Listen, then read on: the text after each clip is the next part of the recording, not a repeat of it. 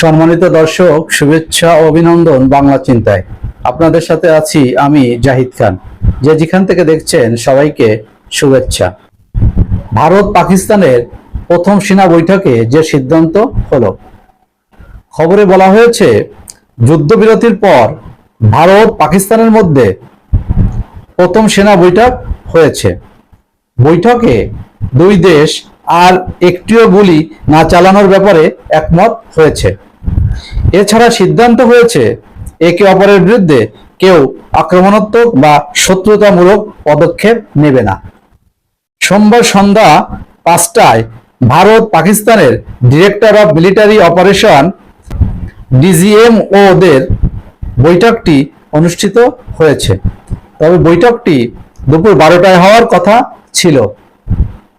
নির্ধারিত সময়ে বৈঠক না হওয়ায় সংশয় তৈরি হয়েছিল। তবে শেষমেশ সন্ধ্যায় বৈঠকটি অনুষ্ঠিত হয়।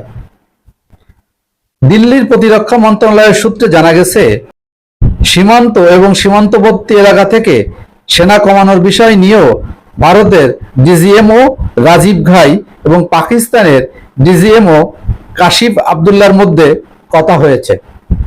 এছাড়া দুই দেশের ডিজিএমও দের মধ্যে একে অপরের বিরুদ্ধে একটিও গুলি না চালানোর প্রতিশ্রুতি অব্যাহত রাখার বিষয় নিয়ে আলোচনা হয়। সেই সঙ্গে কোনো পক্ষই যেন আক্রমণাত্মক পথে না হাঁটে সেই বিষয়েও আলোচনা হয়েছে।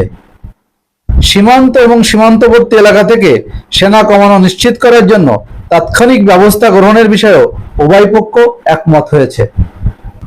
পাকিস্তানের প্রভাবশালী পত্রিকা ডন জানিয়েছে, প্রায় 45 মিনিট স্থায়ী হয় এ বৈঠক।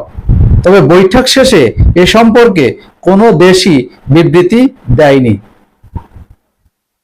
ডনের প্রতিবেদনে বলা হয়েছে, দুই দেশের সীমান্ত রেখার 1 কিলোমিটারের মধ্যে কোনো হেলিকপ্টার ও 10 কিলোমিটারের মধ্যে কোনো যুদ্ধ বিমান প্রবেশ করবে না বলে সিদ্ধান্ত হয়েছে। এছাড়া বৈঠকে সিদ্ধান্ত হয়েছে যে আপাতত জম্মু কাশ্মীর এবং ভারত পাকিস্তানের অন্যান্য সীমান্ত এলাকার নিরাপত্তা ও ব্যবস্থাপনার দায়িত্ব থাকবে ভারতের সীমান্তরক্ষী বাহিনী, বর্ডার সিকিউরিটি ফোর্স বিএসএফ এবং পাকিস্তানের সীমান্তরক্ষী বাহিনী রেঞ্জার্স।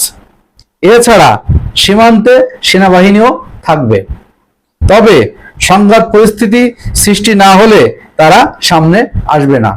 দর্শক, ভালো থাকবেন। দেখা হবে নিশ্চয়ই অন্য কোনো খবরে। আল্লাহ হাফেজ।